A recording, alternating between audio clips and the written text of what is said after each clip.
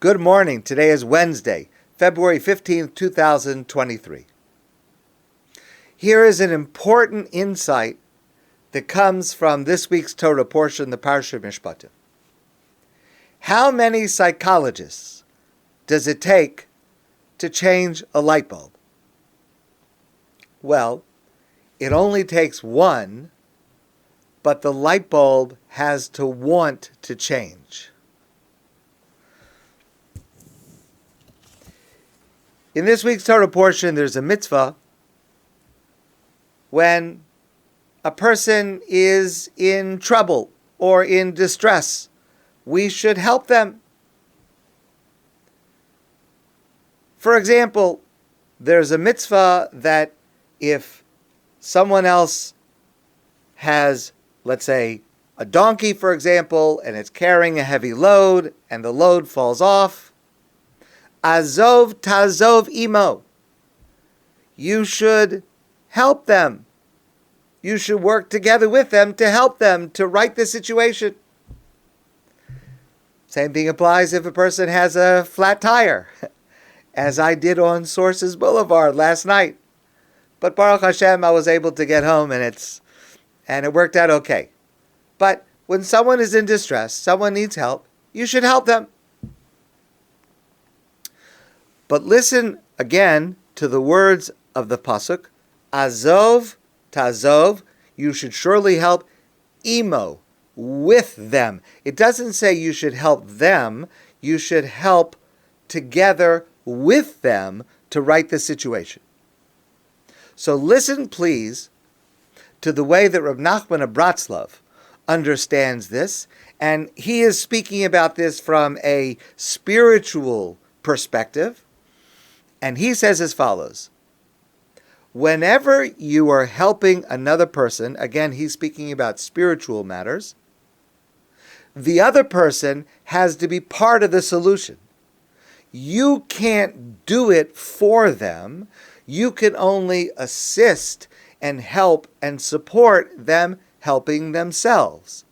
Now, he uses the example of a person, again, Rabbi Nachman of Bratslav, the great Hasidic master, within the Hasidic world, a person would come to their Rebbe or their rabbi and say, I need help. But when that happens, it's very important to understand that the Rebbe or the rabbi can't do it for you.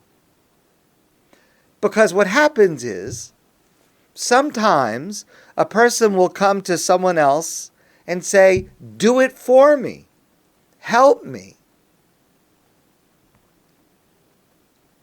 without doing anything on their own. Now, I'm not anywhere in the category of Rabbi Nachman of Bratslav. I don't mean to compare myself in any way.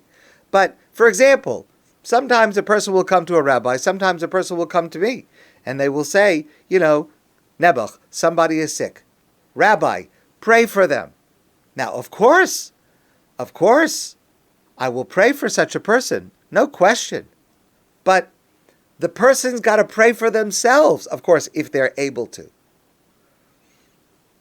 Someone else can help. Someone else maybe can add merit and meaning. But the person's got to want to help themselves also, and then someone else can add to that. But listen to what Rav Nachman says. If a person wants to remove themselves completely from the solution and does not want to make an effort in fixing their own spiritual needs themselves, all he wants is the tzaddik, the righteous person, the rebbe, the rabbi, to do it for him, then that righteous person, that rebbe, should not be involved in such a thing, because it is impossible to help someone in a spiritual matter if they are not willing to also work to help themselves. So, Azov tazov imo. You have a problem, you go to a great person for spiritual help. That great person can assist, can share the load, but he or she cannot do it for you. Now that's an important spiritual idea, but the fact is it is true in a much wider context in many, many areas of life. Here's a very practical application that I think is a situation almost all of us, probably all of us, confront at one time or another. Let's start with teenagers. So, this is something that I've experienced, maybe you've experienced, maybe you will experience. You know, a teenager, a child, will come to us, a parent or someone else, they'll come to us with a problem. And we may offer suggestions and solutions for how to solve the problem. And then the person that comes to us just completely ignores the solution or the suggestion that we give them. And it is not limited to teenagers. It's children of all ages, and it's adults. It's all kinds of people. Someone will come to us and ask for our help, and we'll give a solution, we'll give a suggestion, and then they ignore it. Why does that happen? So, there are many reasons for that. And of course, each situation has to be looked at on a case-by-case basis. But very often, it's because when we offer the solution or the suggestion of how to help the situation, we are not giving the person what they are really looking for in asking us for help. Because very often, when a person asks for help, they're not looking for an answer from us. They are rather looking for reassurance from us that they will be able to find the answer. It is always much more helpful. Let me take that back. It is almost always much more helpful to allow a person the space to be able to find the solution themselves rather than to provide it for them. So, for example, if it is a teenager, we might say something like, you know, I've seen you face problems and you've been able to find solutions, and I am confident that you'll be able to find a solution to this problem. Or we might say something like, you know, I hear from you this is a really tough situation, but you're also a tough person, and I have confidence you'll be able to overcome it. Because a large part of someone coming to ask us for help is because their confidence is shaken.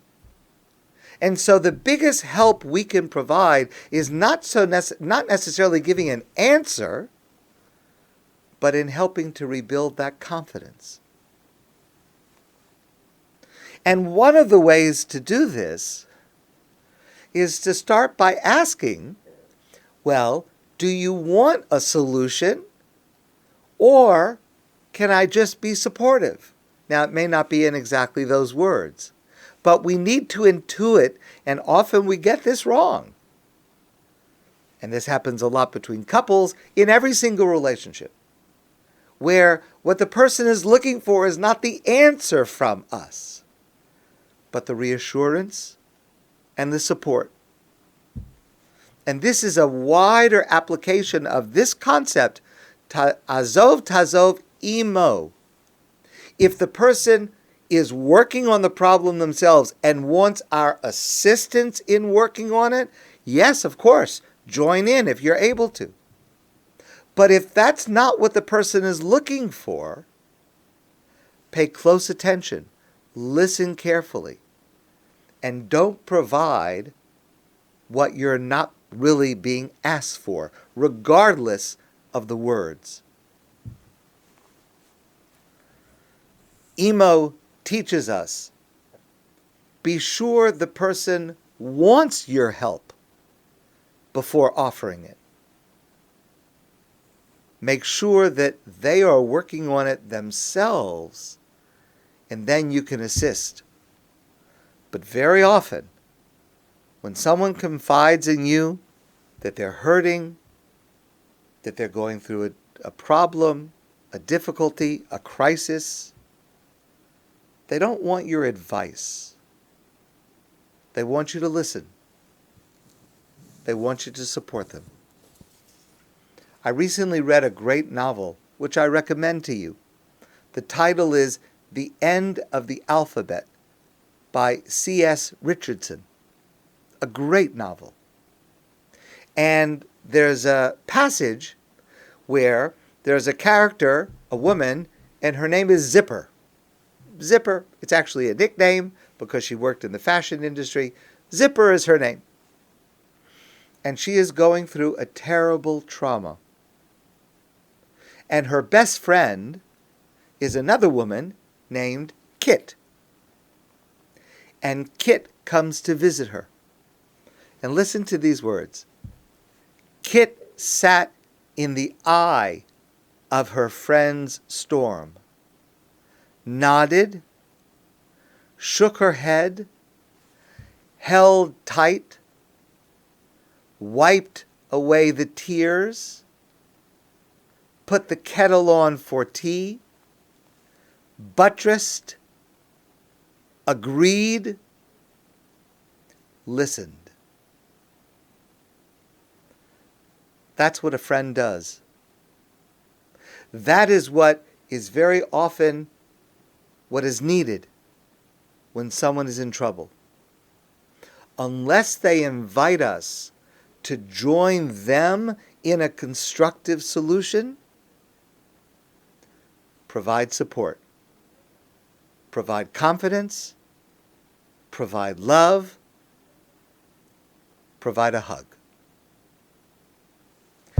My friends, I want to wish you a great day, and I look forward to seeing you soon in person.